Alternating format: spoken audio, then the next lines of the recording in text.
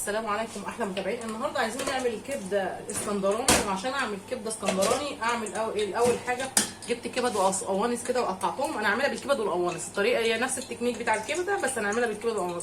ورفعت معلقه سمنه ومعلقه زيت وهنزل كده على النار واسوي الكبده. نص البصل الجوانح ده مش هنزل بيه كله عشان انا عايزه بقيه البصل هنزل بيه في الاخر تاني عشان يدي قرشه. واشوح البصل مع الكبده كده تمام لحد ما يغير لونه، ونشوف هنعمل ايه في احلى كبده اسكندراني. هتقولي لي كبده اسكندراني يا شيف لونه بالكبده والقوانص عادي شغال، بس احنا برضه هنحط برضه فيه التاتش بتاعنا، هنحول من الكبده اسكندراني ونعمل لها طريقه برضه مختلفه بس هي بنفس التكنيك بتاع الكبده الاسكندراني.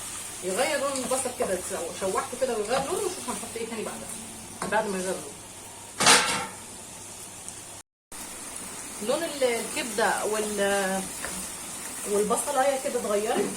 هبتدي انزل برضو بنص الفلفل، نص الفلفل الرومي كده على نص الفلفل على القرن حامي. انا قطعت قرن حامي واحد بس، اللي حابب يكتر السبايسي يكتر اهو نص بس عشان انا عايزه احط برضو الباقي في الاخر تمام.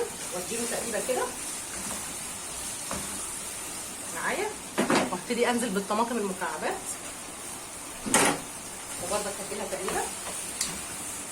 عايزه اعمل احلى طبق كبده اسكندراني، بس هعمل له بقى النهارده تريكه كده لينا احنا نحط فيه التاتش بتاعنا. بعد كده هنحط ايه؟ معلقه توم ونديله تقليبه، وابتدوا بقى يغيروا ويلونوا كده، ونتبل بقى بعد كده. يبقى حطيت بقى البصل وبعد كده مع الكبده، وبعد كده الفلفل والطماطم وقرن فلفل حامي والطماطم المكعبات ومعلقه توم مفرومه، ويتقصر ونشوف هنعمل ايه تاني. التركه بتاعتنا بقى ايه؟ احنا هننزل بمكعبات بطاطس كده اهي، بطاطس غسلها وشرفها وعاملاها مكعبات. هنزل بمكعبات بطاطس، ما اقولكوش بقى البطاطس بتاخد من طعم الكبده بتبقى خيال. اي لحوم تحط فيها بطاطس او بروتين بتحط فيها بطاطس، البطاطس بتاخد من الطعم. دي بقى التركه بتاعتنا، بس خلي بالكم الاسكندرانيه ما بيحطوش بطاطس، بس احنا اللي هنحط البطاطس بتاعتنا دي تمام. وندي كده للبطاطس تقليبه عشان تستوي مع الخضار تمام كده. وهنبتدي بقى نتبل. التوابل بتاعتنا هتبقى بسيطه ومش كبيره، بس هتبقى برضو فلافي برضو حلوه وبتدي طعم حلو. ملح وفلفل اسمر هديلها رشه،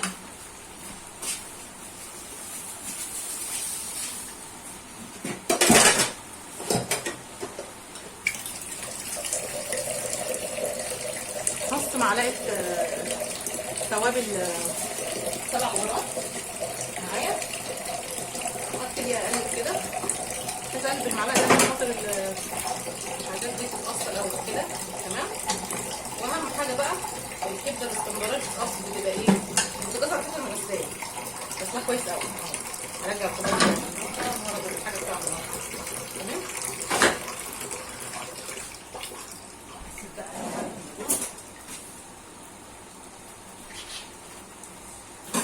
بس ياخد تشويحه صغيره كده ونشوف هنعمل ايه تاني.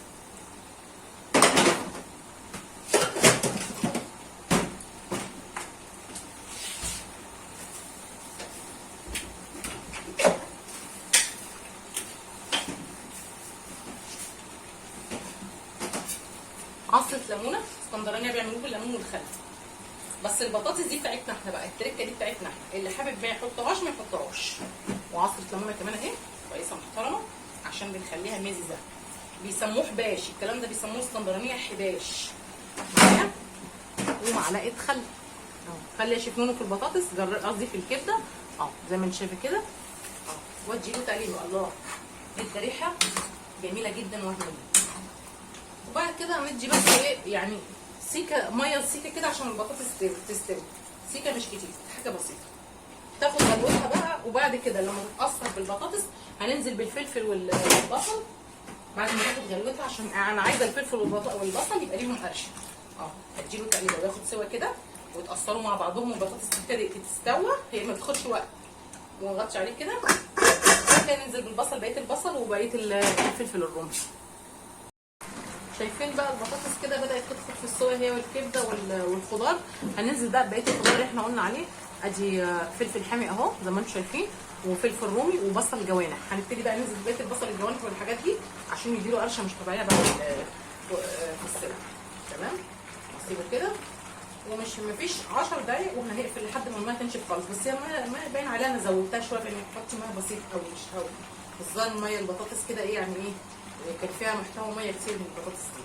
المهم تمام كده مفيش 10 دقايق وهنفصل بقى عليه. احنا عاوزين الخضار ده يبقى فيه قرشه كده وناخد احلى طبق كبده اسكندراني بالبطاطس بقى. ده التاتش بتاعنا. بس زي ما انتم شايفين كده خلاص البطاطس دخلت في السوا والكبده خلاص هي ده يعتبر استوت. هطفي بقى النار عليها خلاص هي شكشكت اهي. علشان خلاص هي تعتبر هي خلاص دخلت في السوا. انا عايزه البصل كده والفلفل يبقى ليه قرشه كده في الاخر اللي هو نص البصل ده.